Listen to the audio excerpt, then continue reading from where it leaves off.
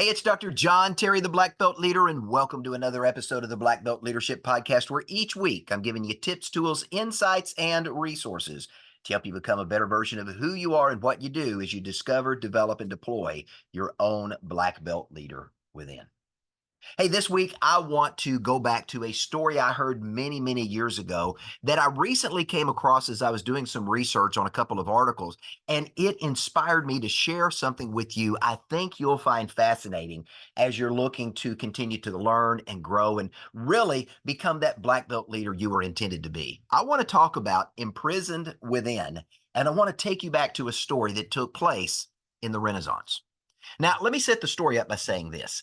If you know a sculptor or you're familiar with sculpting, sculptors' preferred medium is white marble. There's just something unique about a work of art that has been sculpted from a piece of white marble. Now, colored marble is preferred in architecture or in decorative designs because of the beautiful patterns and the colors inside of a marble that is colored. But for works of art, there is nothing as fine as white marble. Now, in talking to sculptors that work with this particular type of stone, they tell me that white marble is not too difficult to carve, but it can be a little challenging at times. But here's what they said. It's not like working with granite or some extremely hard stone that really takes a lot of effort. What you need to work with marble is simply some iron tools and some abrasives. And with those tools, a sculptor can shape and texture the stone. They can alter the force and angle of each blow. And in doing so, they can create different effects. I've learned a lot of things about sculpting as I've had a chance to do some research for this article, but let me take you to the story that I heard years ago that I recently came back across I thought was fitting for the leadership lesson I want to share today. In 1464, that's year 1464, early Renaissance, a mass block of white Carrara marble was delivered to Agnastio di Duccio, a sculptor, and he was commissioned to carve a statue. Now, this massive block of white Carrara marble weighed nearly 6 tons. It was over 20 feet tall, it was about 8 feet wide, and it was about 6 feet thick. Now, as he began to work on this project, he shortly abandoned it, even after he was just getting started. And he told the individual that had commissioned him to do the work that he was fearful of working with this particular piece of marble because of its inherent structural flaws. So the individual that wanted this particular statue carved went and found a second sculptor, Antonio Rossellini, and he was tasked to continue the project. Well, he too worked for just a little bit of time and gave up, also citing imperfections in the marble that he said could threaten the sustainability of a large statue. He was concerned that if he were to carve something out of the stone, that it was going to be so structurally unstable that it would fall apart. The imperfections that he was referring to in this era was called Tiroli, and that simply means imperfections. As you examine this honking white marble slab, both of the sculptors found that it was full of sand holes and sand pits. Now, these small, somewhat microscopic holes threaten the very structural stability of the marble itself, and any sculpture that would be carved from it could potentially very easily shatter and fall apart. So the project was abandoned, and for 25 years, this massive chunk of white Carrara marble simply was left outside, exposed to the elements. This project had been essentially abandoned. The dream of this individual that had hired these amazing sculptors to craft a work of art was left undone. The hopes and dreams that he had of seeing a spectacular work of art emerge from this massive marble block had been relegated to nothing more than an unfulfilled wish.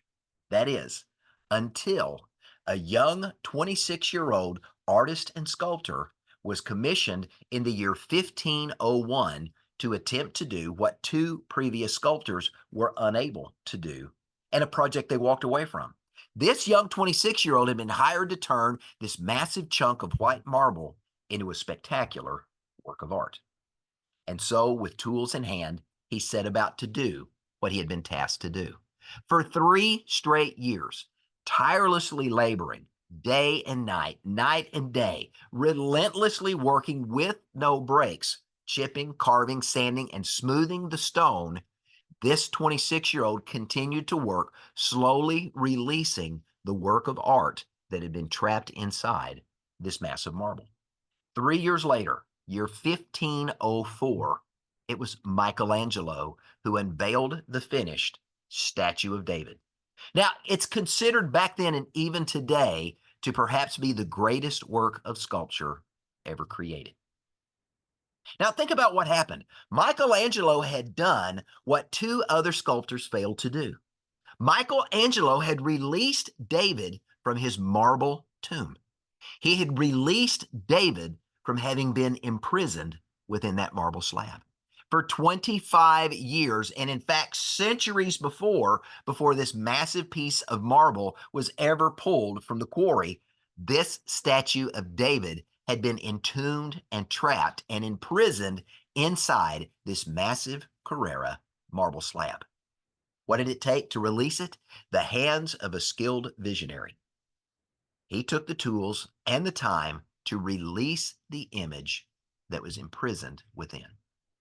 Now, I hope at this point your mind is already thinking, because you know there's always a leadership lesson when you've got an opportunity to turn into the Black Belt Leadership Podcast, and today is no different. Of course, there's a leadership lesson. Let me share it with you. Now, I want to start with the premise of my book, Black Belt Leadership 101, and I talk about it in the opening of every episode of the podcast. I believe every single individual on the face of the earth was born on purpose for a purpose, and they've been equipped by their Creator to fulfill that purpose in the earth.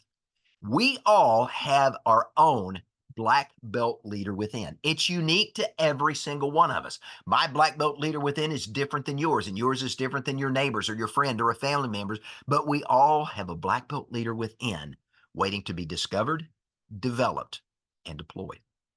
Now, I want you to think about what I'm saying, because you and I, we all have the potential and we all have the opportunity to become world-class masters of who we are and what we do, if and only if we're willing to do what Michelangelo did and reveal to the world what is imprisoned inside of us.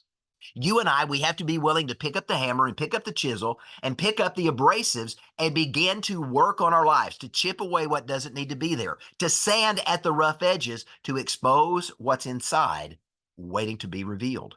And once we've exposed it, we have to continue to work and massage and polish it until it is truly a work of art, until we truly master who we are and what we do. Now, think about Michelangelo. He was commissioned to sculpture the statue of David, a historic biblical figure. And what did he do? For 3 straight years, he tirelessly sat and he pecked away at this massive marble slab. Little by little, piece by piece, the statue that was locked inside this marble casing began to be revealed. A finger, a wrist, a forearm, a toe, a foot, an ankle. And with meticulous effort, Michelangelo chipped, carved, and shaped, and sanded, and he polished this statue to perfection. So what was the secret to Michelangelo's success? It was his daily routine. What is the secret to your success and to release what is imprisoned within you, waiting to be discovered, developed, and deployed, your own unique black belt leader? It too is going to be found in your daily routine. Remember, and I say it in my book, Black Belt Secrets of Success, successful people do daily what unsuccessful people do sometimes or not at all. So what does that look like? Well, let's go back to the Renaissance story and let's see what Michelangelo did. I think there's 3 facets to what he did to release this statue of David that was imprisoned and entombed within this massive hunk of marble. And how do we apply that to our lives?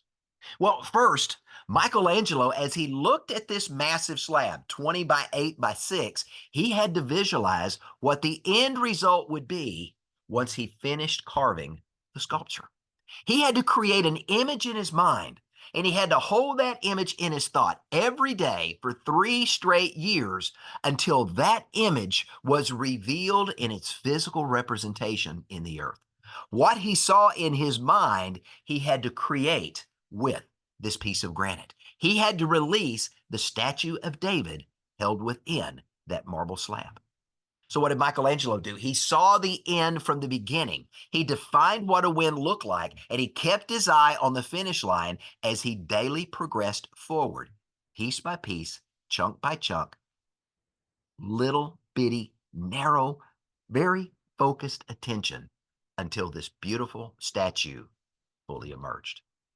Now, you and I have to do the very same thing. So, how do we apply lesson one from Michelangelo? Number one, we have to discover our own unique black belt leader within. You know, my mentor, Dr. John Maxwell, talks about in several of his books, and most recently in his newest book, High Road Leadership, he says this: leaders have an uncanny ability to see more and to see before others do. Now, Stephen Covey, in his classic book, The 7 Habits of Highly Successful People, he reminds his readers to start with the end in mind. And that's what we're talking about. We're talking about discovering your own unique black belt leader. Now, why is that important? Because you've got to know where you're going before you can even get started. You've got to have a vision and an image of what you want to become so that you can say, here's where I am, here's where I'm going, this is who I am now, this is who I'm going to become. Otherwise, how do you even know how to start or begin? If you're going to go on a journey and you don't know where you're going, how do you know if you need to go straight, turn right, turn left, or go backwards? You don't until you get an image of where you want to go, what you want to do, or what you want to become. Now, in my book, The Black Belt Secrets of Success, I share a resource that I believe would be helpful, and I pose a series of important questions that will help you discover your passion, identify your calling, and discover your black belt leader within. If you own the book, you can go to chapter 3, the chapter entitled Success Foundations, and you'll find those questions in that chapter. If you haven't yet purchased the book, I'd encourage you to do so. You can find it at beablackbeltleader.com, or you can find it on Amazon, or better yet, you can scroll through the podcast episodes of this podcast and look for a very unique podcast entitled Success Foundations after chapter 3 of the book. And in that podcast, I share those important questions that you need to go through to discover your passion, identify your calling, and discover your own black belt leader within. Now, let's go back to the story. Michelangelo visualized the image he wanted to remove from the marble. Now, once he had done that, now the important work began. Once he saw the image, he had to do the diligent work necessary to remove what wasn't needed from that marble slab, so only what was essential to the outcome remained. Now, let me say that again, and I want you to get that. Michelangelo, once he visualized the image he wanted to remove from the marble that imprisoned it, what did he do? He had to set about doing the work that was necessary and required to remove what wasn't needed, so that only what was essential to the outcome remained. That's good, and I hope you're leaning in. He daily did the work of improving on that rough-hewn stone until the image of David was fully released from its marble tomb. Now, again, you and I have to do the very same thing Michelangelo did, because once we discover our own unique black belt leader within, the difficult task of developing began. And that's where personal growth comes in. I mean, think about the journey from white belt to black belt in the martial arts. You don't walk in a dojo day one and don a black belt. You walk in and you don a white belt, acknowledging that you are a beginner. And over time, as you practice and become diligent and you master the techniques and the strategies and how to apply them, you have the opportunity to work through the belt system, to yellow, to orange, to green, to blue, to brown, and then ultimately to black. And then from there, black 1, black 2, black 3, all the way up to a 10th degree black belt. It is an ongoing journey of personal growth and development. And that is a great vision that we need to hold for every leader, because it's the process of daily becoming a better version of who we are and what we do is how we become a better version of ourselves. We have to keep learning, to keep growing, to keep improving, to expand ourselves, to stretch ourselves, to get out of our comfort zone and constantly be maturing as who we are. Now, In this mode of developing, this is also where the habits that aren't serving you well, that are holding you back or sabotaging your success, are replaced with habits that serve you well. They move you forward and they open up the limitless opportunities that have always been before you, but you've either felt insecure or you didn't even recognize and realize that they were there. Now, it's through this developing process that you replace limiting beliefs and you replace negative thoughts with thoughts of abundance, thoughts of more than enough, thoughts of I can say, do, and become more. Those are what is necessary for you to release what's imprisoned within. Understand this, the goal of a black belt leader is to every day improve just a little bit than the version of yourself that you were yesterday, and then repeat that again tomorrow. Now, if you need some help with that, in my book, Leading Every Day, and I don't talk about that book often, but it's an interesting book. That book was written as a companion to Black Belt Leadership 101. And in that book, I provide the reader with really an interactive guide to developing a process that is dedicated to daily personal growth. It's essentially a workbook. It's a facilitated Q&A that you're going to develop your own personal growth plan as you go through leading every day. It's about how to become a consistent leader. Now, why is that important? I believe, and most leaders that I know do as well, that consistency is one of the main keys to success in any endeavor in life. Daily development is how you hone the skills necessary to keep leading at an ever higher level. Again, it's the white belt to black belt story. You learn to punch.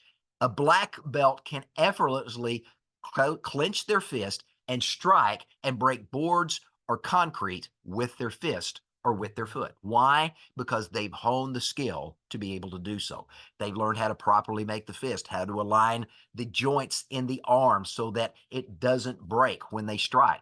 They've learned how to engage their shoulder, their hip, and their body so they're not just punching with their arm. This process of honing and becoming a master at being able to pull off that unique bit of martial arts excellence is the same thing we can apply to anything in life. Whether it's playing basketball, it's learning to sing, it's learning to ride a bicycle, it's learning to be a great manager, it's learning to be a great father or mother, it's learning to be a doctor or a scientist or an engineer or an architect. It's about becoming a world-class master of who you are, what you do. That only comes through discovering your talents, your gifts, and your abilities, that unique black belt leader within, and then continually developing those until you master those skills. That's what leading every day is going to help you do. Now, let me get back to the story. As part of this developing process, we got to get comfortable with being uncomfortable. I say it often in the podcast, growth happens when we get into that uncomfortable place that's unfamiliar. Because when we're in the status quo, doing the same thing the same way every single day, nothing happens in our lives. But when we are comfortable with being uncomfortable, we're putting ourselves in a position to learn and grow every day. Now, also part of this developing process is to become hungry and eager to learn and never be satisfied with what you learned yesterday. We become voracious consumers of books, of podcasts, and conferences to add the collective wisdom of other insightful thought leaders and individuals who are honing similar skill sets but are further along the journey than we are, so we can learn from what they're doing, their successes and their failures. So just like Michelangelo, what do we have to do? We have to keep whittling away at what's imprisoning our own unique black belt leader within, removing the Tiroli, the imperfections in our lives, so that this uniqueness of who we are and what we do can be fully revealed to a world that is in desperate need of good leadership. Now, back to the story. Let me cover the third element that Michelangelo did. When we think about the creation of this statue of David, the third thing Michelangelo did, first, he got the image in his mind. Secondly, he set about doing the work that was required to release it. Thirdly, Michelangelo embraced a philosophy we read about in Augmendino's book, The Greatest Salesman in the World. It's the virtue of patience. Now, Michelangelo persisted daily, tirelessly, relentlessly until the statue of David was fully and flawlessly revealed. For you and I to really step into the full potential of who we've been put on this earth and created to be, we've got to do the same thing. So now that you've discovered your own unique black belt leader within and whatever those gifts and talents and abilities are, now you're continuing on this process of continuous intentional development of who you are and what you're capable of saying, doing, and becoming, developing your potential. At the same time, you've got to deploy those gifts and talents to be able to hone them. Think about the first time you rode a bicycle, the first time you attempted to go swimming, the first time you went ice skating, the first time you tried to play golf, the first time you tried to sew on a sewing machine. It probably didn't go as well as perhaps it does if you practice that skill over and over and over again. If you look at world class professionals across the board, Michael Phelps, LeBron James, Kobe Bryant. You think of the best, Tiger Woods, some of the greatest sports minds, Twyla Tharp, the great dancer. Every one of those individuals have something in common. They took what they had and they began to use it. And as they were continuing to develop that, they were deploying what they were developing so they could continue to hone that skill until they become the best of the best at that. That's really what we're talking about in this moment of releasing what's been imprisoned within. What am I saying? You and I have got to start leading in the area of our strengths. Now, first off, we've got to lead ourselves. Why is that important? Because if you can't lead yourself well, you're certainly not going to be able to lead others well, are you? I mean, it's a true statement. If you can't lead yourself, how in the world are you going to lead others? I remember and I still laugh when I hear Dr. John say one time, if you think you're leading and nobody's following, you're only taking a walk in the park. I love that because it speaks to the truth that if we're not leading ourselves well, nobody's going to want to follow us. So as we deploy our gifts and talents and abilities, we have to begin to lead ourselves well and make good choices. Like Michelangelo, we want to persist in the process of development because we understand for the black belt leader, there is no finish line. I've been training in the martial arts now. This is my 50th year in the martial arts, and I'm still learning new things. I'm still adapting and stretching and discovering things about the martial arts I didn't know, and I've still got a long way to go to finish my journey. You and I, we are all in a continuous work in progress. But here's what you need to understand. Progress is great, but we've got to begin to use what we have and apply the gifts and talents and abilities we've got to make a difference where we are because that's what leaders do. A gift and talent is never going to get better if we're not developing it, but also deploying it so we can practice that skill and continually see what's working we can improve upon and what's not working well that we need to enhance, tweak, or change so we get a better outcome. Understand this, leaders show up and they lead. Leaders lead themselves well and they make good choices. They invite others to join them on this journey of discovery and they teach them what they're learning along the way. Michelangelo did the work. He wasn't commissioned to carve this statue and then hand off the work to underlings. Michelangelo, like all good leaders, he rolled up his sleeves, he got busy, and he generated results, modeling excellence in everything he did. You and I have to do the same thing. We've got to roll up our sleeves. We've got to get busy. We've got to model the example we want other people to see. And when we generate results and people see, wow, that individual's getting things done, I want to be like him. Now they're willing to follow your lead. But most importantly, we want to model excellence in everything we do. Great leaders, black belt leaders, use their gifts and their talents to serve and add value to others. That's what Michelangelo did. He was commissioned to do a work for another individual, not for himself, but he served, and in the process, he added value by creating this incredible work of art. Why do we do that as leaders? Because when we use our gifts and talents to add value and to serve other people, we are leading them and giving them what is necessary so they too can achieve their hopes, their goals, their dreams, and their aspirations. Now, a leader has to deploy himself or herself, but they don't just deploy themselves as leaders. Leaders help others deploy themselves. Leaders take those that are following through the same process of discovering, developing, and deploying that they're going through. Great leaders, great black belt leaders, the grand masters of black belt leadership were going to help other people discover, develop, and deploy their own black belt leader within so those individuals can also rise to their full potential. Now, why is that important? Because the role of a leader is to replicate more leaders. Leaders create more leaders because we reproduce after who we are. Black belt leaders inspire others to rise to their full potential. Now, let's wrap this up and let's bring this story down to a close. Let's go back to the statue of David that was created by Michelangelo. It is truly a masterpiece. If you've never had an opportunity, you've never seen the statue of David, let me encourage you at the end of this podcast, just go out on one of the search engines, Google, Bing, pick your madness, and go search for the statue of David. Now, this statue stands 17 feet tall. Again, it's the biblical character of David, but it was done for the first time in a different way inside this statue. Prior to that, most of the depictions of David from the Bible and from Old Testament Jewish tradition and history and the writings of the Old Testament Jewish faith always show David having conquered Goliath, and here he stands proudly over his enemy. But Michelangelo wanted to show a different side of David. So as you look at this character, this is David before he engages Goliath in battle.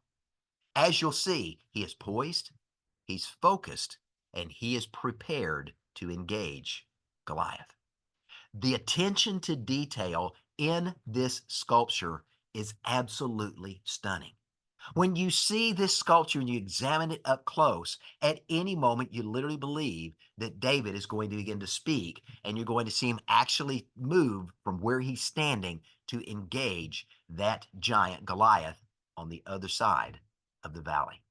Now, it's for this reason that the statue of David is perhaps the most recognized statue in the history of the world. But remember its origin. For 25 years, it remained imprisoned in a slab of marble because two prior sculptors were unwilling to release what was imprisoned inside.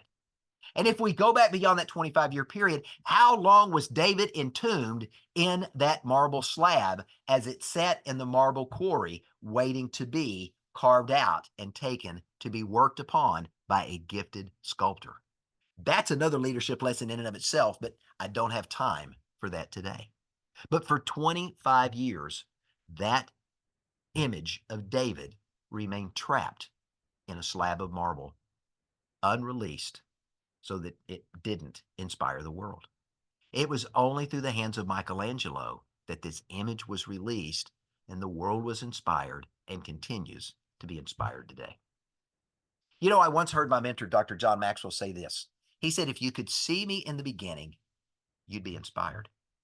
Now, if you don't know Dr. John's story, Dr. John went from being a small town country preacher to becoming the foremost authority on leadership in the world.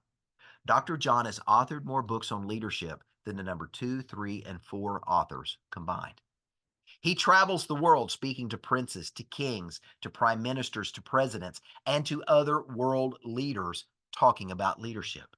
But Dr. John will tell you that he too had to go through the process of removing the Tiroli, the imperfections in his own life to be able to step in to his full potential. And Dr. John will be the very first to tell you that even after 70 plus years of doing what he does, he is still a work in progress. And ladies and gentlemen, I want to tell you, you and I are just the same. We are still a work in progress. We are still working every day to release the black belt leader that remains imprisoned within, waiting on us to fully discover, fully develop, and fully deploy it. Understand this. What remains imprisoned in you is waiting on you to go through the 3-step process that Michelangelo did and the three-step process I introduce at the beginning of each podcast. It's waiting for you to discover, to develop, and deploy it to the world so the world can be inspired by you. So here's my question. What is the chiroli, the imperfections that need to be chiseled away from your life? The Michelangelo process of freeing our own David within has been unchanged for centuries. The process is simple, and when it's followed, it works. Here it is. You start with the end in mind.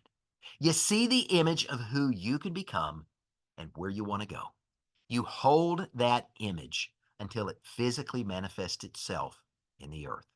Secondly, you commit to do the difficult task of carefully removing what isn't required so that only what is essential remains. We've got to get rid of the imperfections in our lives, the sabotaging thoughts, the limiting beliefs, the negative thoughts and emotions that hold us back. And then thirdly, we've got to be consistent and persistent in the process, doing daily what successful people do. So let me leave you with this. If you are intentional about doing these three things, you're going to discover, you're going to develop, and you're going to deploy your own black belt leader within, and you're going to inspire other people to do the same. Oh, by the way, you too will come out of this a masterpiece. I'm Dr. John Terry, the Black Belt Leader. Thanks for joining me. Have a great day.